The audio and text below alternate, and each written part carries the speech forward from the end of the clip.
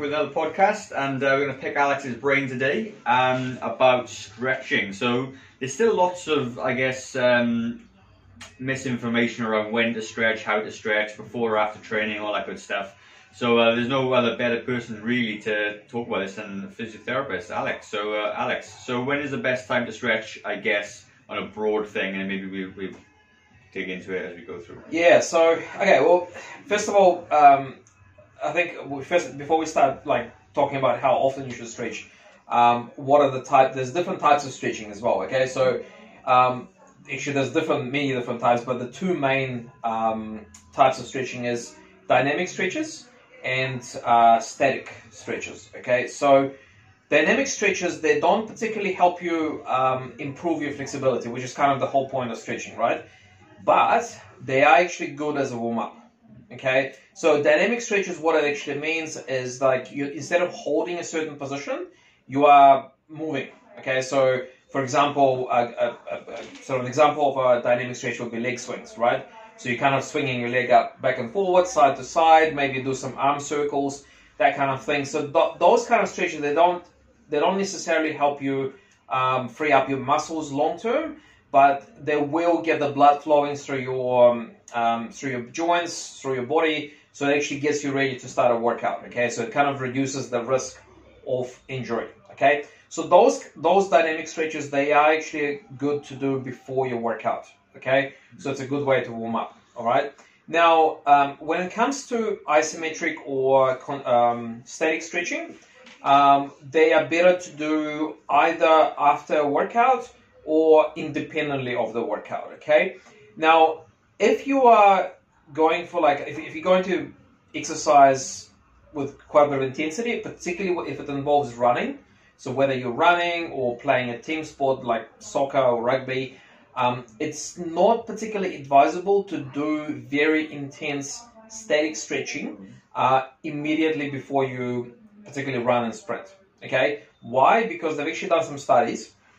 There's one particular study they did on a large sample of soccer players, and they actually found that if you do very intense hamstring stretches prior to a game of soccer, you're actually more likely to get a hamstring strain. Okay, so it's the likelihood increases by only a very small margin, but it is there. So essentially, what it tells us is that static stretches are very important to improve your flexibility, but you shouldn't really be overstretching immediately before you start an intense workout, okay?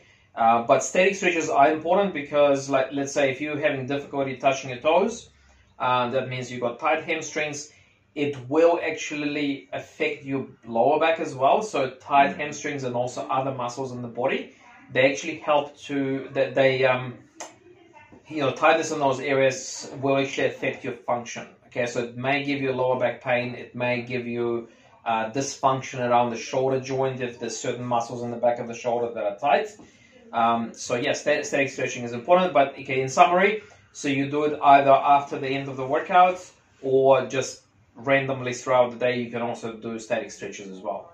So if you're going to break down, for people that wouldn't know what a dynamic stroke static stretch is, how would you describe a dynamic stretch? So dynamic stretch is basically you moving. You keep moving. Okay, like your leg swings, your arm circles. You know, an arm circle is like that sort of thing. So you're not holding the stretch. You just move through the stretch. Okay.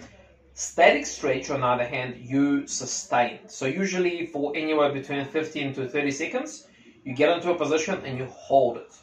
So let's say if it's a hamstring stretch, most people do it, they stand up, they put their foot on the chair, legs straight in front, and they're trying to touch their toes, okay? So that's a typical static hamstring stretch, right? So you sustain a stretch for a certain period of time. That's good. I watched a video the other day actually on this very topic, and they were saying if you, for performance, as you just said, you shouldn't static stretch before because it inhibits your performance of that particular thing, right? And the way they described it was like elastic band. So if you were to pull an elastic band and it gets nice and loose, then when you come to exercise, because it's already loose now, the tendons and muscles are loose, it doesn't generate as much force as it would do to do that movement. So they did an experiment on a static jump. Right. So they said the people that stretched before standing static jump actually jumped less than people if they didn't, because the muscles are actually got more tension on them because they're not been stretched before. So Sure. that kind of sounds about right, yeah. Yep. Good. One thing I will ask you is, because I remember doing this at PT school, was the Golgi tendon organ, all that stuff, like stretch reflexes. Remember much about that? Sure. Yeah. So, like, because I thought it was really interesting. I mean, maybe it may be over the heads of these people, but like, there's a stretch reflex in your muscles, isn't it? That's right. And then you got the other type of stretching, which you haven't said, but was PNF stretching, isn't it? Mm-hmm. Yeah. So, like, would you be able to explain what that is, or they put you on the spot a little bit? Well, I mean, look, okay, so a simple example of that would be like your knee-jerk reflex, right? So sometimes you go to the doctor and they check your knee reflex, so they'll hit you just below the kneecap, and so your foot will kind of come up.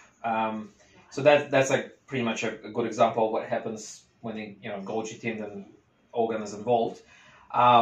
So how's it relevant to stretching? So there's something called PNF stretching. Okay, so that means before you stretch the muscle, you tense up the muscle. Okay, so like an example would be to try and if we're talking about the hamstring, you try to drive your heel into the ground. Okay, this is kind of more advanced stuff. Okay, so you don't necessarily have to follow this, but let's say if you were to tense up your hamstring muscle first, and then immediately after you relax, you try and stretch. Generally speaking, you actually get a better stretch, because what happens if you contract a muscle, it will then allow the muscle to relax more efficiently. Okay, so that's why a muscle contraction followed by a stretch is actually more effective way of stretching than just stretching by itself. Okay, but look, I think for most people, just stretching is fine. Like just hold the contraction for a certain number of seconds, usually between 15 to 30 seconds. Like if you want to take it up to the next level, you can try what's called PNF stretching, which is what I described. I think to be able to do it, if you don't actually know what it is, we probably need to create a different podcast on this, sure, just dedicated to that. Yeah, put it on the spot there, which is good. But I mean, like, stretching is really important. Not enough of us do it. I certainly don't do enough of it, to be honest with you. I mean, no one does, so. Yeah, I actually created a video just a couple of weeks ago about it. So, I mean, realistically, you should be stretching at least 3-4 times a week, okay? And there's so many different muscles in the body.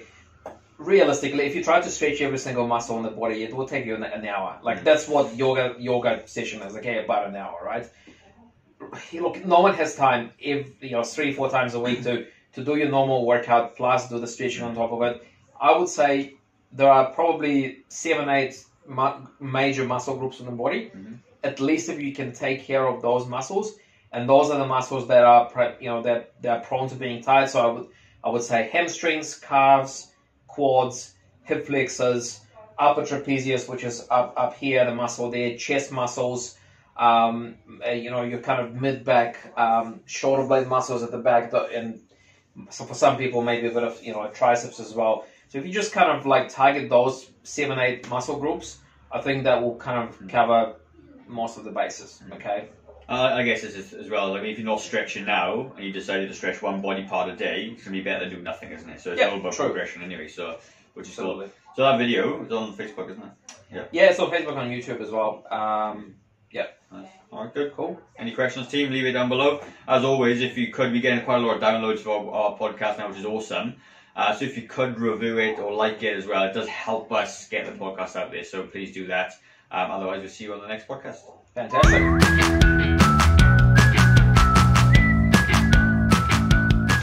Okay guys, so I hope you found the podcast of value. If you did and you're struggling with your own health and fitness journey, there's a link in the description for a free discovery call with me. And that free discovery call, we're going to cover off a little bit about you, your history, your goals, what you want to achieve, and maybe we can help you or not with your own health and fitness goal. So if that does sound like